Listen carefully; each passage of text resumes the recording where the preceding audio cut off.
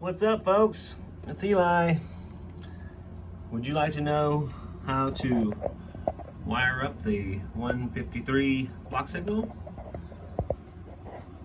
We've got a row of them here on the back side. Already did the front side. Got to have a drill bit. I use a 3/16 inch bit. I use 18.5. Of course, I omit two of the wires in there, but this is good wire. I use it for all my layout purposes. 18.5 and 18.2 thermostat wire. A pair of Kleins or dikes to snip the wire. Some strippers, needle nose pliers, and then we have also a stripper, which this cuts the outside edge off right here, like that. And then I just take the extra two wires, wrap them around the back. You can strip them off if you want to.